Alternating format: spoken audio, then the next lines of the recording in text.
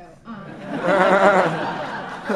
so my question is to you, Mr. McLaughlin, Dale Cooper. So I've been watching the show since it came on when I was 8 years old. My parents are entertainment journalists. I actually think my mother recently interviewed you. And so I've been on the Twin Peaks train since the get-go. I realized today I actually had not seen the last episode, so I did not know what happened. I feel devastated right now. I'm like, I'm still devastated. So my question, we heard that Ray Weiss was so upset when he found out that he killed Laura Palmer. So how did you feel when you found out that Bob, that Bob had taken over your soul? I was absolutely thrilled. I was so excited. That dark side is very, very, enticing. It was, in some ways, I think they were trying to generate interest to sustain for another season. There was his hope. But more than that, I think, and this is just me speaking personally, I think that potential for the character of Cooper to have and as an actor, I was so very excited to be able to watch that transformation and what that was going to be, where that was going to lead. If they had introduced that, maybe episode 7 of that second season, then you've got, I think, maybe not as a powerful theme, an idea as who killed Laura Palmer, but something that I think people who love the show could have really, wow, that would have been pretty exciting. So I think back on that, it's like, it's always, you think back, like, what ifs, But I was thrilled. Yeah. And one other question, just watching it today, I'm like, this is so weird. Was there any time that you thought, this scene is so weird, or what he's asking me to do, or something that you were like, this is blowing my mind with how bizarre this is? You remember I did Blue Velvet?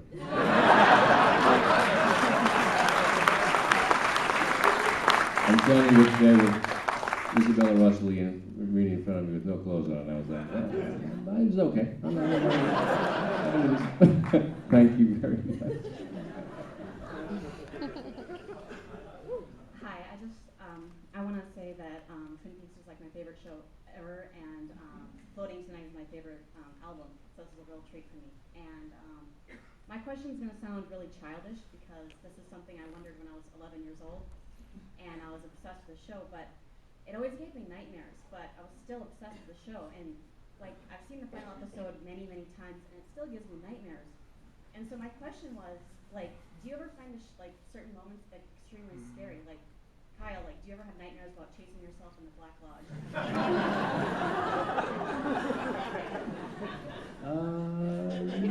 Not exactly, but yeah. That just speaks to David and where his creativity comes from. It's a very, very deep place, and the fears, the things that he taps into and that he then writes about and puts forth in his films and television are really impactful, I think. And so what you're feeling, we all have experienced. Yeah. So you're not alone. Well, can I just jump on that? David, since your stuff wasn't necessarily as associated with the sinister, otherworldly part of the show, what was your response to sort of seeing how the other stories were unfolding? Well, I don't want to say I welcomed it as much as Kyle seems to, but there was one scene with Blackie that sort of intimated another side to Jerry there. It wasn't all about food and sex, There was one, well, maybe in a larger sense, but there was one intimidating scene with Blackie that I was happy for because, it kind of tore off the mask of Jerry, or several of the masks, I don't know. But, I think that's what he does best, David, is invoke that fear. I remember being so terrified of Blue Velvet, and sort of queasy and things, the first time I saw it. And then reading Wild at Heart for the first time, I said, do I really want to be a part of this? I really, and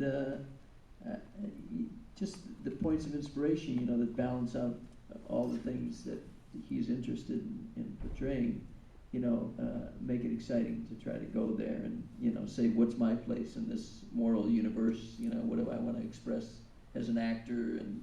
And it's very fertile ground, you know, for a whole range of stuff. So I was just grateful, you know, the 9 episodes that I was in, to have a somewhat of a range, you know. Although it seemed at times I wondered if the producers were trying to say, you gotta repeat jokes, you know, you gotta make these characters, you know, sort of identifiable so people can, you know, rather than just letting it go, you know. And so I was worried about that, but you know, I appreciated the range of emotions that was in there. I didn't have any emotions. I mean, I did, but they were so. I just, after a show, I'd want to just crawl in the fetal position. Really, I was tense, moody. This is a show of doing a concert of this, and wow. I mean, it's so controlled. It's just the ultimate. And you have to contain your emotion, and to contain your emotion, you know, is very emotional. So one tear is better than bawling. But you see that range, you know, and I'm so interested in the influence that it had. I had no idea what it would be, you know, but I see it, you know. The poet John Ashbery wrote a piece that was based on Twin Peaks, you know. I'm working on Broadway now, and in Once, you know, this guy John Tiffany, who directed Once, you know, said it changed his life, you know, and I don't want to take responsibility for that kind of thing. I mean, Yeah. people stand out in the rain somewhere in Romania, and they'll come up to me and say, you know, you're the soundtrack to my life. And I'll just want to go home and blow my brains out. I'm not worthy.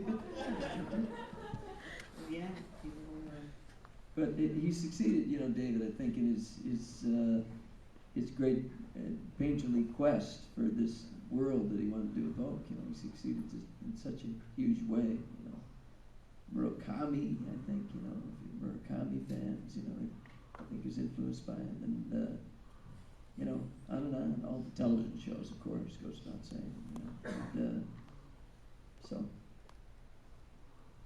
Hey, Mrs. Cruz, you just gave me the goosebumps because you were talking about Romania, and that's where I'm from. Hey. That's where I fell in love with the series. Thank you all for an unforgettable experience. I really enjoyed being here. Like everybody before me, I have a question for Mr. McLachlan. You were saying that it felt really natural to play Agent Cooper, and I'm sure you must have really identified with the character on a particular level. Now, with Agent Cooper being this really eccentric and deep and complex character, I'm wondering, what did you learn or discover about yourself by playing this character? I was not crazy about cherry pie. So sorry. The texture was playing with me. Let me make it easier. Was there any point where you were thinking, I would never do that, or is Agent Cooper crazy? No, I can't. I remember being just thrilled with the challenges of suddenly going off on a weird tangent about a snowshoe rabbit, and just like, or holding in my hand a small box of chocolate bunnies. I mean, you just can't, that writing just doesn't happen that much, you know, those kind of obscure, non sequitur tangent things. The direct and straightforward stuff to me is, you know, it's fine, but it's the stuff that you have to like put into some kind of a context and place that I just, and you know, we go back to Happy Accidents. I remember standing there when the llama came through, up in the air, and we're just sitting there, and he goes through, and just had this moment, and that's what I'm saying. I break. It's very difficult to make me break, as you can see. So David and I would have competitions. But that was just a great moment. People ask about how that happened. Just came through, bang, it was there. We sort of held eyes, bang, and off it went, and it just happened. So to answer your question, I think because before Twin Peaks, I'm theater trained, stage actor. You learn the dialogue. You try and stay. This was a way to open me up a little bit, actually, and relax me, and say that's okay to it's the beginning of the thaw for me. Thanks. Thank you so Yes. much. Hi again, this is directed to Kyle. It's kind of an You can move that up. It's a great Twin Peaks one. Remember the mayor in the town. Anyway, please, I'm sorry. I read an interview, I think it was early during the show's run, where you said you felt that the character of Dale Cooper was sort of what you imagined Jeffrey Beaumont to be as he grew up later in life.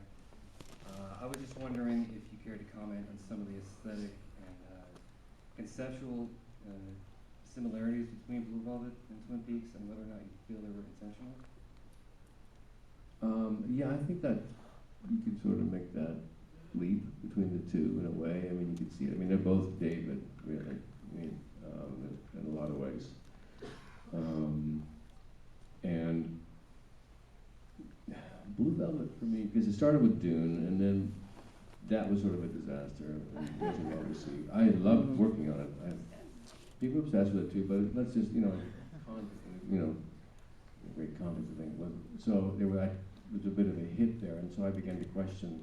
It was also my first film, so I didn't really know what